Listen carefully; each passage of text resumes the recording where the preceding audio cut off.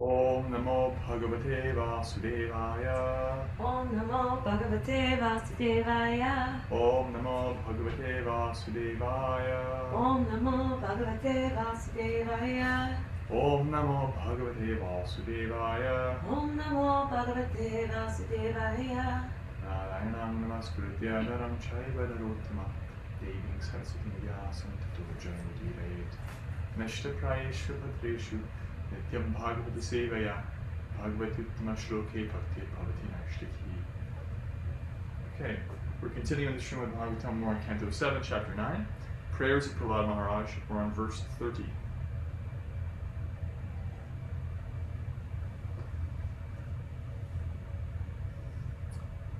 Ekastvam eva jagad etam amushrayatvam aryantayo pratagavasya simatyatascha surshva guna vyatikaram nijamaya yedam naneva tairavasitas Translation and purport by His Divine Grace A.C. Bhaktivedanta Swami Prabhupada. Srila Prabhupada Ki Jai. Jai. Translation. My dear Lord, you alone manifest yourself as the entire cosmic manifestation. For you existed before the creation. You exist after the annihilation, and you are the maintainer between the beginning and the end. All this is done by your external energy, through actions and reactions of the three modes of material nature. Therefore, whatever exists externally and internally is you alone. Purport. As stated in the Brahma Samhita 535, Ekopya Saura Shaitam Jagadanda Koting Chakti Rasti Jagadanda Chayayadantaha Andantarasta Paramanu Chayantarastam Govindamadi Purusham Tamaham Bhajami. Quote, I worship the personality of Godhead, Govinda, who by one of his plenary portions enters the existence of every universe and every atomic particle, and thus unlimitedly manifests his infinite energy all over the material creation. End quote. To create this cosmic manifestation, Govinda, the Supreme Personality of Godhead, expands his external energy and thus enters everything in the universe, including the atomic particles. In this way, he exists in the entire cosmic manifestation. Therefore, the activities of the Supreme Personality of Godhead in maintaining his devotees are transcendental, not material. He exists in everything as the cause and effect, yet he is separate, existing beyond this cosmic manifestation. This is also confirmed in Bhagavad Gita 9.4. Maya tamidam sarvam jagat avyaktamurtina matstani sarvabhutani na chaham teshvavastataha. The entire cosmic manifestation is but an expansion of the Lord's energy. Everything rests in him, yet he exists separately, beyond creation, maintenance, and annihilation. The varieties of creation are performed by his external energy. Because the energy and energetic are one, everything is one. Sarvam Kalvidam Brahma. Therefore, without Krishna, the Parabrahman, nothing can exist. The difference between the material and spiritual worlds is that his external energy is manifested in the material world, whereas his spiritual energy exists in the spiritual world. Both energies, however, belong to the Supreme Lord, and therefore, in a higher sense, there is no exhibition of material energy because everything is spiritual energy. The energy in which the Lord's all-pervasiveness is not realized is called material. Otherwise, everything is spiritual. Therefore, Prahlad prays, Ekastvam eva jagaretam. Quote, you are everything. Srila Prabhupada Ki Jai. Jai.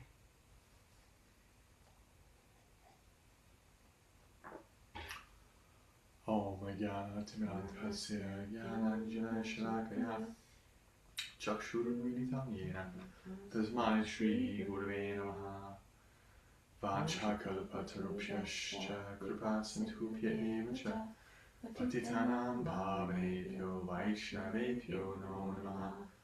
Jaya Shri Krishna Chaitanya Prabhu Nityananda Shri Advaita Gadadhara Shri Vasari Gaura Bhaktivinoda Hare Krishna Krishna Krishna Hare Hare Hare Rama Rama Rama Hare Hare.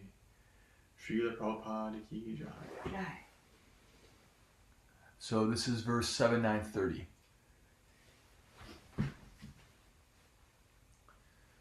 Hare Krishna. Jai. So, in the previous verses, Sri Prahlad Maharaj has been speaking about his indebtedness to his guru, Sri Narada Muni, and how before even his service to Krishna, he acknowledges his service to Guru, that he is first and foremost a devotee of the devotee. And Prahlad has been speaking about how Lord Nrsingadev, Krishna's actions are only fundamentally, in the ultimate issue, they're only really to serve the devotee. He made Prahlad's words true when Prahlad said that, yes, I see my Lord in that pillar. Therefore, Krishna appeared there. He manifested, although he's always there. And he manifested the truth of Brahma's words in offering benedictions to Hiranyakashipu, but also limitations on those benedictions, hidden ones that only the Lord, as the supreme trickster, the supreme lawyer, he found a loophole. Mm-hmm. He didn't have to find a loophole, but he wanted to keep the word of his devotee true. That's his nature. He's Bhakti Vatsala. So now we hear this verse about how the Lord is actually in effect, he's the entire cosmic manifestation and everything in it. The time factor, all the modes of nature, all of our bodies, all the external energy, the wind, the sky, all the comings and goings. He's all that in the sense that it's his energy. It's inextricably his energy. It's not anything else but his energy. And, just like we have a sense of ownership in a limited fashion over our own body, our own words, oh, that's my intellectual property, how dare you take it, or that's my money, or whatever. Those are all relative ownerships. We don't actually have ownership in the ultimate issue over any of that. But we have some relative ownership over it, legally, morally, relatively. Over some beginning and end, we have some sense of ownership. Krishna actually has absolute ownership over his energy. Absolutely. There is no possibility anywhere, anyhow, that it is separate from him. However, he is so in control of that energy that he can manifest the function of that energy whereby, by that function of energy, one can perceive the possibility of no Krishna. One can actually imagine that there is no connection with him. Therefore, it's like a veil, right? A veil or a curtain. Veil or a curtain doesn't actually take anything away, but it gives it an imaginary idea that there is nothing there. Just like when you're watching a play. What's the first thing you see? You see a curtain. The curtain's there, and then they raise the curtain, or they part the curtains, right? Actually, everything is back there. There's like all the stagehands, there's all the different actors, there's the director sweating and doing this and that. All the demigods are there. All the demigods are there, all the living entities are there, the script is there, all the fundamental basic elements are there, right? Earth, water, fire, ether, mind, intelligence, false ego, they're all there, right? It's all been planned out. And in this order, that order, the drama is there, Romeo is singing to Juliet, and then they run away together, and a tragic ending. All that is there, right? Mm-hmm. But we don't see anything, we just see a veil. That's Maya. That's the external energy. Now why, the question may be raised, why is Prahlad transitioning from, oh yes, I am just a disciple of my guru, I'm so grateful to him, and actually Krishna, you've appeared only to make the words of your devotees true. Narada Muni, Brahma, my words, you're just Bhakti Vatsala. Now, how is he transitioning from that to this whole thing? It seems like a whole kind of like left hand kind of turn into the material energy. But Prabhupada, he actually points it out in the purport, almost in passing. He says, to create this cosmic manifestation, Govinda expands his external energy and thus enters everything in the universe, including the atomic particles. In this way, he exists in the entire cosmic manifestation. Therefore, the activities of the Supreme Personality of Godhead in maintaining his devotees are transcendental, not material. In other words, given that the Lord appears just to fulfill the desires of his devotee, given that his fundamental motivation is to please his devotee, his appearing in the material world And maintaining the devotee, for example, maintaining Prahlad, is spiritual. It's not material. And any way in which the Lord maintains his devotees is spiritual, even if he doesn't dramatically burst out of a pillar and slaughter after a long protracted fight, by the way, one in which he appears to lose at some point, because Krishna, he's a fan of drama. Would be a boring play if it's just like, once upon a time, the end, happily ever after. There has to be some drama, right? The whole point is he wanted to have a fight with his devotee. In fact, Hiranyakashipu was actually his devotee, taking the shape of a demon to have an empowered fight with him. After that fight, he saves Prahlad, who is in danger. But even if Krishna doesn't take such a dramatic turn, anytime he's maintaining his devotee, that's actually just because he loves his devotee. And it's a manifestation of his spiritual energy, apparently within the frame or the context of the material energy. That's what Prahlad is saying. He's actually pointing out that, in effect, magic is real. There's magic. Why? Because in the middle of this mundane universe, right? One of the definitions of the word Maya, by the way, is that which can be measured. Right? Maya means measurable, or the idea that you can measure anything. Actually, even that is like practically impossible. You can't really count anything in this world. Like if you're like gross enough, rough enough, you sort of can. Although it's always changing, but if you get closer and closer and closer, it's like, how many hairs are there on the back of my hand? I mean, I don't know. You could probably count them eventually, but okay. What if you zoom in? How many like molecules or how many like cells are there on the skin? I mean, you could probably count that, but then by the time you finish counting, some of the cells are divided and some have died. So what is even that, what if you go any closer? How many molecules are there? How many atoms are there? How many subatomic particles are there? Impossible. Eventually impossible. So the idea that you can actually calculate everything or anything is itself Maya. But in this universe where it's basically like mundane, we figured it out. It's like all these different elements, right? It's circumscribed, right? Even in that universe, it's not limited. It's still unlimited.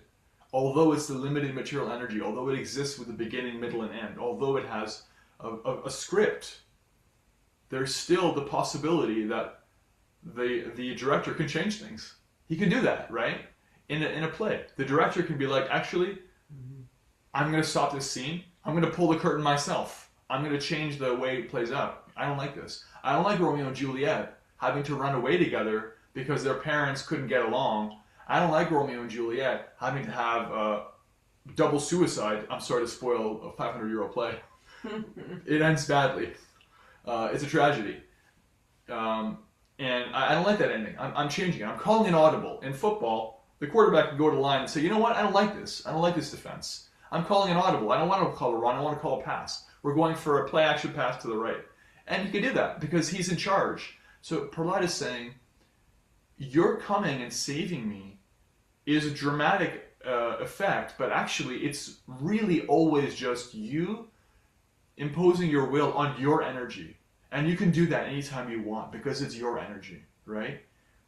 If I'm playing with my toys, they're action figures. Nobody can complain if I change the script of what happens with those toys. They're my toys, right? This is Krishna's energy. And unlike a child, he's not petulant, whimsical, random, self-interested. He's actually motivated by his primary fundamental nature, which Prahlad has already brought out, loving. He's a very loving person. He's a very generous and loving person who wants to do good for his devotees. So Prahlad is beginning a section of his prayers where he's pointing out, like, your saving me is actually your own magic, right? And you can do that because this is just yours. All of this is yours. You've entered it, right? And it's existing entirely because of you. The Brahma Samhita verse 535 that Prabhupada begins the purport by quoting says that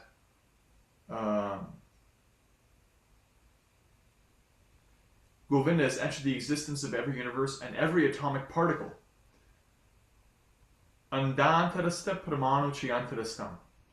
Andantarasta means situated in the Anda. situated in the universal globe, right? The universe is compared to a globe. It's roughly globular. It's not just a flat plane. It's three-dimensional. And within the universe, Krishna has entered. Paramanu Chayantarastam. And within the Parama Anu. Anu means small, right? One of the meanings of Anu is small. Parama Anu means the most small. He's entered the universe. He's entered into the most finite, the tiniest, infinitesimal aspect of the universe. Prabhupada translated it as the atom. Atom comes from Greek, atomos. Atomos means, just like in Sanskrit, the a means not. Atomos means not divisible. The idea they didn't have electron microscopes in Greece, but the philosophers said there must be some particle that you cannot divide any further. There must be some point at which there is a fundamental finite building block. That is atomos. And when we came to atomic nuclear science, early 20th century, Niels Bohr, Rutherford, who were actually pious living entities, by the way, I digress. We use the word atomos because it's indivisible. So we're familiar with the word atomic, and actually the Vedic scholars said the exact same thing thousands and thousands of years ago. And Prabhupada is delineating that Krishna is entered into the biggest unit of the universe, the entire universe itself, and he's entered into every finite, infinitesimal aspect of the universe. Andantarasta paramanu chayantarastam. Stam means situated in. He's situated in the universe, he's situated in every part of the universe, right? Every molecule of every breath. In fact, little thought experiment, I learned one time that molecules are so small that if you could count the number of molecules of air in one breath that you breathe in and breathe out, the number of molecules is greater than the total number of seconds this universe has existed. That's how small molecules are. And that's gas. Gas molecules are like quite voluminous. Solid molecules are more packed in. Gas molecules spread out because that's the nature of gas. So Krishna has entered into every one of those just to affect their existence. Without him existing there as Paramatma, they cannot exist. Right? Just like without the hand of the director of the play and all of his little servants in the forms of the sub-directors and I wasn't a theater boy. Who do you have, like what's it called? People who run like the stuff. Stage crew. The stagehands, yeah, like the stagehands are working nonstop sometimes, getting the backgrounds going on, the right color, and like all of it's according to the direction of the director. Crew. The lighting crew is the whole thing. You have to have lighting crew. You have the music cues. The director has his hands in all of that. Mm-hmm. So that's a director. That's like some guy or gal like running a well-oiled machine of a theater show. Krishna is the supreme expansion, the supreme form of that. So everything has him in every aspect of it. And Prahlad is saying, because that's true, you can actually manifest yourself to make my words true, right? Not everybody can do that. I can't make anybody's random words come true. But Prahlad said, yes, Krishna is in that pillar. And actually he already was before Prahlad said that. How? Because he's in everything. Mm-hmm. What is that pillar? It's some pillar of marble and jade and beautiful substances, maybe lapis lazuli, maybe sapphire, maybe like, Indian emeralds or like pearl or whatever Hiranyakashipu is attracted to, because when you become interested in becoming the center of the universe, you want the most beautiful things for yourself. So you can only imagine how beautiful it was. Mm-hmm. Whatever it was some substance. And Krishna already was manifesting the existence of that substance as Paramatma. Therefore, he was already there. He was already there. And that's magical. It's magical because there is no electron microscope that can reveal him. There is no way the Hiranyakashipus of the world can force him to show up and show his beautiful face. Nobody can force him, but he's there. And only because he's there does the possibility of anything, even mundane, exist. And because Prahlad said, yeah, I see him, he's right there. I acknowledge his existence. Therefore, Krishna manifested. Even to the demon, he manifested. And that's magic, actually. Because Hiranyakashipu did nothing to earn that. Nothing. And all of his demoniac servants and all those soldiers who were slain did nothing. It's just magic. It's the magic of the director saying, time out everybody, I'm calling an audible. Romeo and Juliet survived and they lived happily ever after. Let me tell you about their kids, actually. This is the first one. This is their name. And the audience is just like, what? What's going on? And like the whole fourth wall break. You could break the fourth wall. The wall between the audience and the show. Krishna could break that. And he did. When he came as Nrsingadev. And Prahlad is saying, magic is real. Krishna, you saved me. And you actually can do that because you exist in every atom. Andantarasta pramanu chayantarasta. He's acknowledging this truth. And he's acknowledging Krishna's fundamental and eternal agency over everything. You know, we have some agency. Everyone has some agency. The demigods have agency. You know, Indra is calling the shots to some degree. There's weather, not weather. You know, rain, no rain, whatever. But Krishna can always change things. He has supreme agency. He has supreme veto power, right? He can change anything. And therefore, great Jyotishes, great astrologers, Jyotish is a great science. Astrology has become, by the influence of Kali Yuga, hey everybody, here's our newspaper, here's 12 different things, and you're one of these 12 things today. It's like an absolute joke. Jyotish, if you look at it, it's a very, very refined, very, very subtle science of how, second by second, day by day, the karma of the living entity is playing out. And great Jyotishes who have to be, they have to study under a Jyotish, they have to have a Jyotish guru, they have to have studied the science, so they have to study the Shastra of Jyotish, they have to be intelligent because it takes a certain amount of intelligence, and they have to be a devotee ultimately, because Jyotish does not exist as an atheistic science, it is a theistic science. The only people who understand Jyotish properly are devotees because they understand it's coming from the source for the source's purpose. Even karma has a purpose from Krishna's point of view. And so, great Jyotishes acknowledge that the more surrendered a devotee is, the less relevant their chart becomes. Why? Because Krishna starts to call audibles. If he wants to, he can call audibles. And that becomes more and more available. That becomes more and more pertinent. For somebody who is less and less aware of Krishna, their chart becomes more and more clear. What their possibilities and their impossibilities are. But for devotees, generally Krishna, he keeps a lot of things true. One reason is because it would cause absolute anarchy. If as soon as somebody started to surrender, their body became spiritual energy and like they started to glow and nothing touches them. It's like, what? You know, Krishna has to maintain the material thing at the same time, side by side. That's also part of his desire. Generally, he keeps things going, but he does alter things. You know, how Prabhupada can sleep for 2 hours a night and like travel across the ocean, have 2 heart attacks and no money and this, that, the other, and like still, you know, he can command the attention of world leaders and like he can defeat Mayavadis with perfect intelligence and he can transit. I mean, that's not possible under his own power. Some old man from Bengal, like, you can't do that under the material energy. That's the spiritual energy. So Krishna can make these things happen. So we're seeing Prahlad's realization of the puppet master and how the puppet master can run the show and change things on the fly. And he's saying, you've done this for me. You've saved me, and this is your magic. Because of what he said in the previous verse, because you love your devotees. You love me, you love Brahma, you want to make their words come true, you love my own spiritual master, Narada.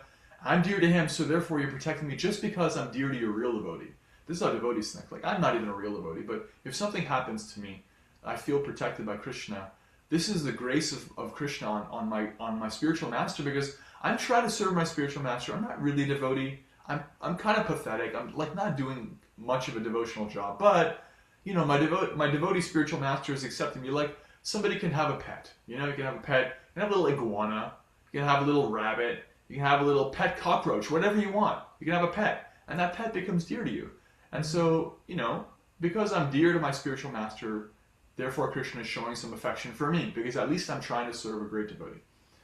And so Prahlad is breaking down the fourth wall. He's breaking down these barriers that divide us between ourselves and Krishna. Prabhupada says, at the end of the purport,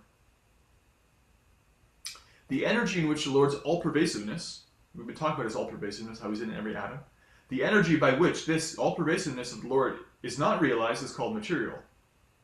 Otherwise, everything is spiritual, right? These are the walls that divide us between Krishna and ourselves, right? The wall is our own ignorance. It's the material energy, which is really transmutable. The material energy can shift like this to the spiritual energy. How? If we desire to serve.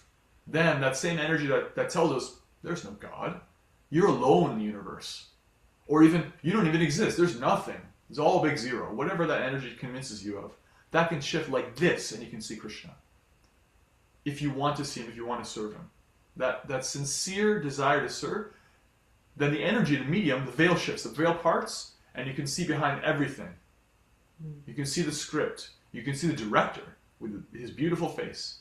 You can see what he does for fun when he's not directing the play of the material energy. That's possible, Prahlad is saying. And of course he sees that. He's not situated in a conditioned state. He sees the Lord. He's actually seeing him face to face right now. And he's been seeing him out of love. So this is his call to us to recognize that it is entirely possible in the mundane, day-to-day aspects of our life to have Krishna's beautiful guiding hand. And I know every single person who's hearing this has experienced that. I know it because that's just how Krishna works. He's always, even in my life, he's manifested himself in magical ways.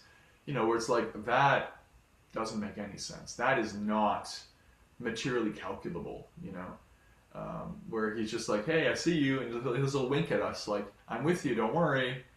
And you feel his hand, you feel his guidance, and even neophyte devotees, he does that for them. He does it for advancing devotees more and more. And it's just a little reminder to us that he's there. And although we have to play out some term in this world, and although we're running out the clock, still, Krishna is in charge. And he's with us. And there's a plan.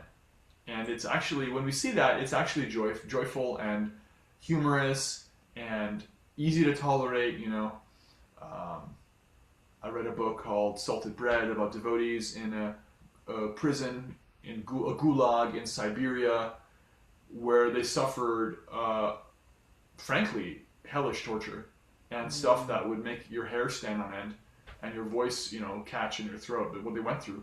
But they were so joyful. It was written by the one devotee who survived. His friend, who he was like life and death connected to, left his body in the gulag. And he wrote about that. He wrote about how he left his body. He left his body chanting on beads he'd made out of salted bread. And he was in ecstasy. He was just so joyful. And the description of what they went through is fundamentally a side by side of like how everybody around them was like going through hell. And on some level they were too, but they were so joyful because they could feel Krishna. Because they were that surrendered. They could feel Krishna. Even their captors were like, what is your deal? Like, what is wrong with you? We're trying our best to break you, and you're just like, we can't even enjoy this place. How can you enjoy this place? And so that's Krishna. That's Krishna magic. That's the magic of bhakti, and that's available always, just like that. As soon as you want to, you can chant Hare Krishna. Our japa affirmation was Mahatma reminding us that we don't have an anartha big enough to separate us from Krishna. It's not possible. There's nothing we can do that can eclipse Krishna's mercy. There's nothing so hideous.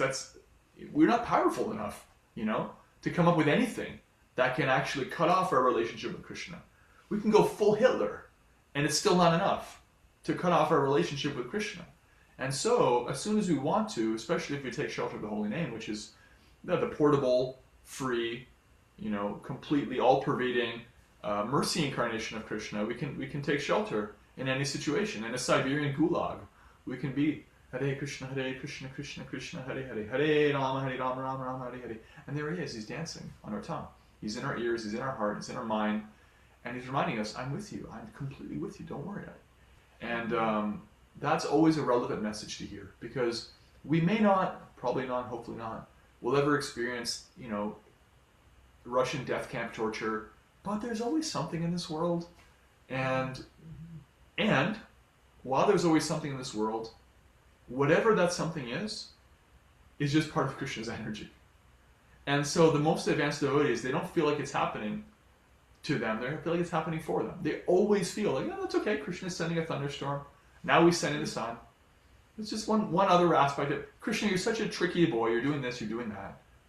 Anyway, I don't mind. I love you. This is how Prabhupada is thinking. This is how the gopis of Mridava and all the residents were thinking when Krishna left. Like there's no separation for them. Although they're separated, there's no separation. So that's what we can aspire towards. And it's completely available. You know, when Francis of Assisi was singing Brother Sky, Sister Moon, and Sun, this and that, the animals, he was feeling the Lord's presence in all of them. It's the same mentality. This is all devotees, all great devotees have this. So we can have that assurance and that feeling of magic in the very non-assuring, very insecure, very frightening, very, also like non-magical, mundane, plain, boring, dull material world. We can have that magic incarnation. And the easiest way to do that is to just take Krishna's program and just manifest his incarnation by chanting Hare Krishna, Krishna Krishna, Hare Hare, Hare Rama, Rama Rama, Hare Hare. Just like there's nothing we can do that's big enough to overcome Krishna's own nature of mercy, there's no process we can create that is as great as the process Krishna has already chosen. Right? If we just stop trying to be like a great big shot and figure it out, I found the Shami Pras method. It's like, just take what Krishna has given us. Here it is. It's already there. Just take the Maha Mantra. Take the simple, easy path. And if you take it with no false ego, no other games, in any situation, he's immediately there. And what could be better than that? Prahlad is effectively breaking the fourth wall and saying, we can do that too. We can, even if we're not Prahlad, we can do that too, because Krishna wants that to be available. That's the whole point. He wants us all to follow Prahlad's footsteps. So that's amazing. That's an amazing opportunity to drop the veil and have the fourth wall break and have a little wink from the director and, have him write us into the script in a different way. How about he writes us into the script where we can do magic? How about that? I know so many devotees who've done magic. They've had magical experiences. They've exceeded their own capacity. They exceeded the capacity of time, space, and material energy.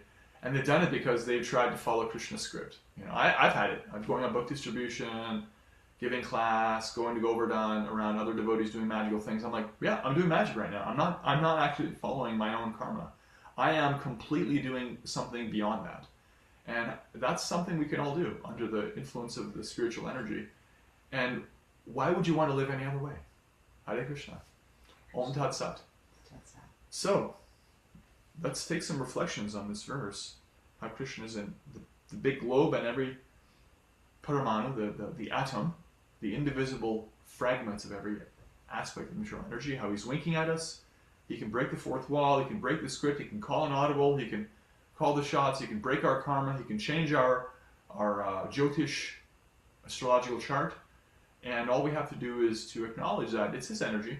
He's available completely. He's available right now, and no matter how good or bad the situation is, and we can reach out to him. Any reflections on the talk? Prahlad and Prabhupada's elaborations. Thank you for class, Shamya. I really appreciated and loved the analogy of Maya being like the curtain in a play. Yeah.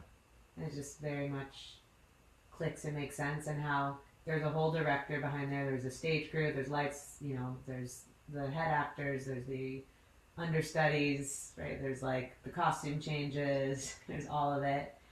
And yeah, the audience is waiting to be entertained and to see what happens, right? And then that curtain opens and it gets revealed. So that just really made a lot of sense, and I appreciate that analogy. I'd like to use it. Yeah. And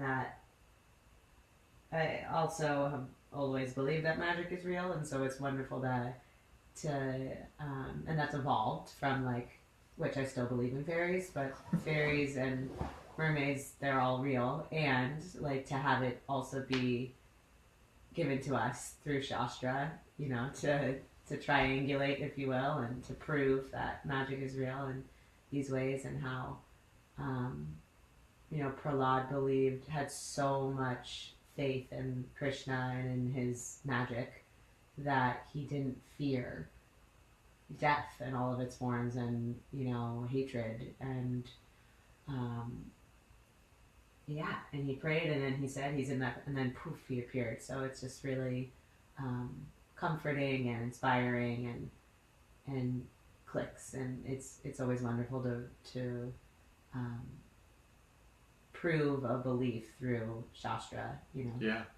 We welcome all the fairy believers, all the elves, all the followers of the hobgoblins, and anybody. We welcome them all because actually reality, according to Bhagavatam, according to Krishna and his devotees, is way, way more cool, fun, diverse, interesting, unique, magical than we could ever come up with. Tolkien, George R.R. Martin, George Lucas, none of these great modern thinkers of fantasy and sci-fi can come up with anything that can top what Krishna's got going on. Mm-hmm. Krishna's really, really magical. And life in reality is far more interesting than we could really think. Which is nice because actually the more one is affected by the material energy, the more one becomes nihilistic, thinking it's all useless and boring and mundane. And it seems like dull and dry and pathetic. You may as well off yourself because it's all nothing anyway. Mm-hmm. And reality is actually like incredible, really incredible. The closer you come to Krishna, the more magical it becomes. Mm-hmm. Yeah, it's like I gave the analogy, the extended analogy of a play, right? Imagine if Shakespeare was alive, right? Because in the context of English literature, he's considered like the greatest, right? So imagine if like you're in some class and someone's giving some thesis on what they think Shakespeare meant by this, that, the other. Would you rather hear from them giving some speculation, or would you rather hear from the boss? What if William Shakespeare walked into class and said, "Everybody, check it out. This is what I actually was thinking when I wrote this. It was about my dog. The whole thing was an analogy about my relationship with my dog, Rover." And like, what? Nobody could see it coming. Like, you can't top what the creator's got. It's better than all the critics and all the people who are sitting there riding on the laurels on what somebody did a great once upon a time. I was like, no, I'd rather hear from Shakespeare than Professor so-and-so who's made a living like microanalyzing what Shakespeare did. Similarly, our plan is like whatever, but Krishna's plan is actually just magical. Mm-hmm. Just magical. Thank you. More reflections. I also love the analogy of the play, and it's interesting to think about when you're the audience, you're amazed by what's happening in front of you, and it's entertaining, and you can believe the magic. You can go to a David Copperfield show and watch it all happen in front of you or whatever. You see it all, and you can beyond what your logical brain might doubt. You see it happening and you believe it. I think the challenge is, the real challenge is like when you're actually involved, like you're a character in it, like when you're totally deep in it, to realize that the script's already been written. It's already done. Like Krishna's is the director, and it's going to play out no matter how riddled in anxiety you are. Yeah. About what's going to happen next. And Mm-hmm. this is a good reminder, because there's a lot going on in my world right now, and it's there's really nothing to be gained by me wringing my hands and sweating all of the anxiety, because Krishna's going to do what Krishna's going to do, and and I'm just a pawn, a marionette in the play, and Yeah. there's some relief in that. There's a lot of relief in that, and just to but I also want to acknowledge it's hard to surrender to that at the same time. Like your Maya and your ego want to say, well, no, I have to control this, or and my anxiety is going to do something, have some effect. No, it's not. It's just going to take the joy away from the moment.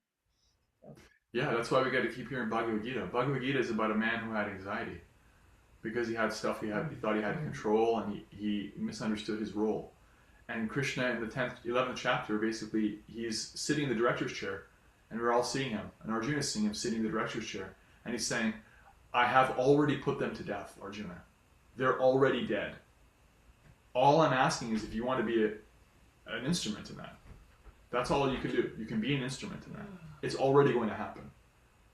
And Arjuna had to trust that Krishna's idea was better than his idea, because he thought, well, if they live or they die, I can't see any way it doesn't suck. It's going to be terrible. But Krishna, of course, is so much better than all of us. So Arjuna comes back to his consciousness, his natural Krishna consciousness, and he's like, yeah, I'll be an instrument. You want that? Okay. It's already happened? Okay, I'll do it. I'll fight. No problem. That's what you want. And of course, it was magical.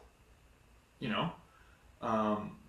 And so it's why the Bhagavad Gita is the way it is.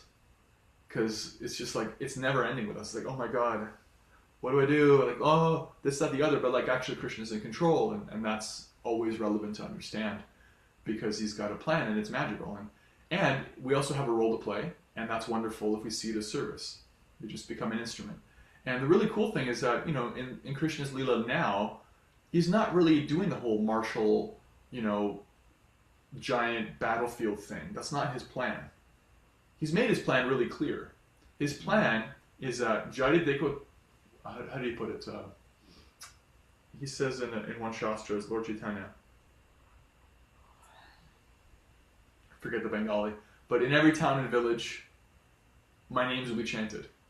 That's his plan. That's his plan, because he wants bhakti to spread. He wants everyone to have access to non-sectarian sonic yoga everywhere. All the atheists, all the Muslims and Jews and Christians and Mayavadis and Hindus and everyone, all of them. You know what? Throw in the plants and animals too. He wants all of them. He wants them all to hear the holy name. That's his plan. And so he's saying to us, you can be an instrument. You can be an instrument now, because it's going to happen anyway. It's like, we're not going to make it happen. It's happening. But you can plug in your little corner of the universe, and you can chant Hare Krishna and distribute prasadam and help yourself and others become Krishna conscious. And you can be an instrument, and I'll bring you in. You can be part of the whole sideshow with me. You can be a stagehand, you know, or not. But I got service for you if you want it, because it's going to happen. That's Krishna Chaitanya's whole thing. That's what he's doing. And it's actually a lot of fun, because it's basically singing, dancing, feasting, a little philosophy. It's a giant party. You know, Krishna's got a whole big party plan for this planet, and it's happening bit by bit. And so, no one has to pick up a sword and fight. It's not like that. We're too fallen. We can't trust our warriors anymore. It's all about just chant. So it's really simple and sweet.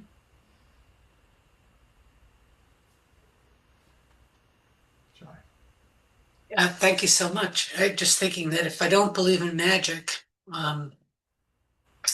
it's not going to happen. I've been thinking of the idea of that curtain being Maya and me jumping on the stage, trying to arrange the lights, trying to move the actors, trying to get everybody so that it's perfect, to satisfy my desire of how things should go. As you just said, that okay, we're going to change the ending. So I'm not so. I don't really feel that Krishna is manipulating me like a puppet, like I'm a puppet, because I do believe that there is this place, that this devotion that is growing inside of me, this creeper that's growing inside of me, is helping me to understand that doesn't matter. It doesn't. Me figuring out the magic, me figuring out where I stand in this process is irrelevant to the fact that let me just be with the process, and that this illusion that the more I know, I'm going to know how the magic happened. Yeah. I think is something that, it's like, David Blaine or whatever coming up with like, how did he do that? Okay, he did this, he did that, and this.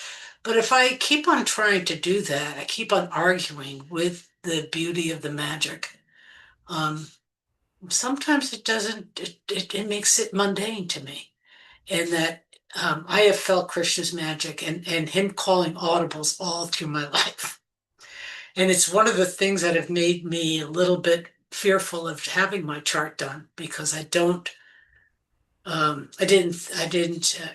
was afraid that I was going to learn some things that I didn't want to learn, and therefore my life was scripted. And I don't know that that's true. I think Krishna can change things dramatically with every move, every action. And I don't know if that's correct, but I'm feeling this Krishna's mercy quite a bit lately. So thank you so much. Hare Krishna. Mm. Yeah, Krishna's in control. He can do whatever he likes. And yeah, it's a fine thing because the play analogy, like we're actually participants in the play while we're observers in it too, because we also have roles that we're playing. And like all analogies, is not perfect because there is room for wiggling, and Krishna is so brilliant that he can allow there to be room. You could never. I mean, I guess the analogy would be like a play where people can improvise on the spot. But imagine like billions of moving pieces and the director is allowing for improvisation. It's all somehow working. Like we have agency, we do, and our acharyas explained that our agency really becomes realized when we start to practice bhakti, because otherwise the agency is just which mode of nature do you want to be in, right? And that's like, do you want to be in a tragedy or a comedy? Do you want to be like, you can change some things, but you're still in a play. You're still controlled. As soon as you start to practice bhakti, then you become free to that degree. And to that degree, you start to really make choices. Like, do you want to start a program for, distributing prasadam to prisoners in jail? Something that, I know a devotee does that, by the way. And it's like life-changing. And what a magical thing that touches people's lives. And there's just generations of people who've been affected by that. What an incredible application of free will. And I fully believe that that's not just Krishna. That's somebody somewhere sat down and said, I really want to do this. And maybe that desire was like coming from the internal energy, but there's like some relationship of like, yeah, I'm signing up for this. And there's a way in which that becomes, you're a co-agent, right? That becomes more possible in the internal energy than the external energy. In the external energy, we have some agency, but it's actually much more limited than we realize. Yeah, you can change your karma. Next life, you can come back as a demigod if you work really hard. But you're still basically, So, yeah, you're not wrong. Jai. Well, Srila Prahlad Maharaj ki jai. Jai. Srila Prabhupada ki jai. Jai. Srimad Bhagavatam ki jai. Jai. Now let's take this opportunity to offer our respectful obeisances unto all of the Vaishnava devotees of the Lord.